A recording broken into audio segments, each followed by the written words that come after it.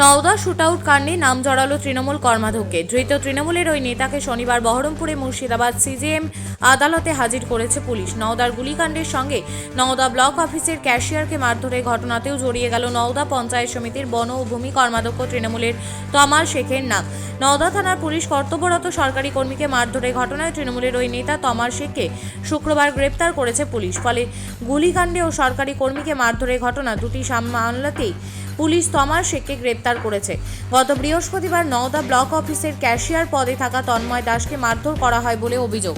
ওই ঘটনার প্রতিবাদে ব্লক অফিসের কর্মীরা শুক্রবার একদিনের কর্মবিরতি পালন করেন। এরপরে নওদার বিডিও গোটা বিষয়টি জানিয়ে মুর্শিদাবাদের জেলা শাসকের কাছে লিখিত অভিযোগ করেন। তারপরেই পুলিশ তৃণমূলের ওই নেতাকে গ্রেপ্তার করে।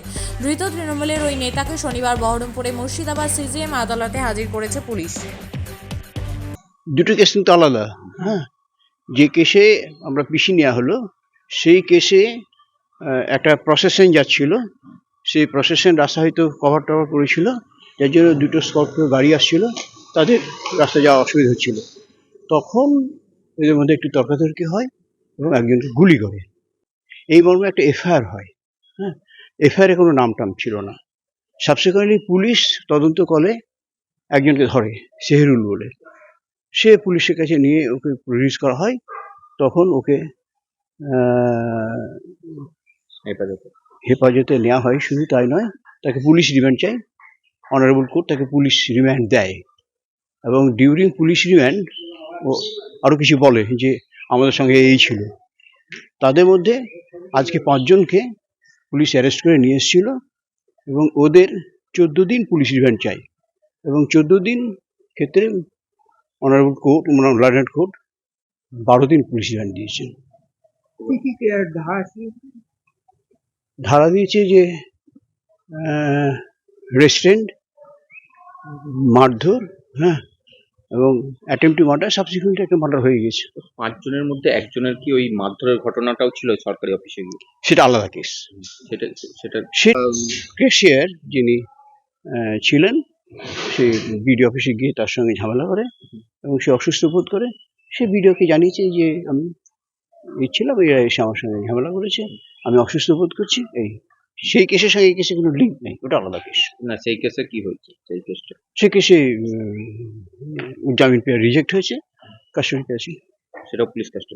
পুলিশ কাস্টডি না, পুলিশ কাস্টডি না, সেটা এমনি জেল কাস্টডি। Jail custody. তো এই 5 জন আজকে পুলিশ কাস্টডি যাবে। পুলিশ কাস্টডি ওই কেসটাই, গুলি চালানো কেসে। কে ছিলেন আজকে বিচারক? সেকেন্ড জিএম চার্জে ছিলেন আজকে। ব্যুরো রিপোর্ট, চেতনা নিউজ। হলমার্ক সোনার গহনার বিপুল সম্ভার নিয়ে এলো জীবন্তীর সাকিব জুয়েলার্স। এখানে পাবেন দুর্দান্ত অফার। সোনার গহনার বিশ্বস্ত প্রতিষ্ঠান জীবন্তী সাকিব জুয়েলার্স অ্যান্ড মেকার্স। একাধিক আকর্ষণীয় সোনার গহনার নকশা নিয়ে হাজির সাকিব জুয়েলার্স। নেকলেস থেকে কানের দুল, আংটি থেকে বিয়ের শাখা, পলা, নোয়া বাঁধানো সব ধরনের গহনাই পাবেন জীবন্তীর একমাত্র বিশ্বস্ত প্রতিষ্ঠান সাকিব জুয়েলার্সে। এখানে গ্রাহকের মনের মতো করে গয়না তৈরি করে দেওয়ার ব্যবস্থা রয়েছে। শুধু সোনার গহনাই নয়, কম দামে রূপোর, চাঁদির গহনার অভাবনীয় কালেকশনও রয়েছে জীবন্তী সাকিব জুয়েলার্স অ্যান্ড মেকার্সে। আমাদের ঠিকানা জীবন্তী বাস স্ট্যান্ড, শাহিদ হাজি মার্কেট, কান্দি, মুর্শিদাবাদ।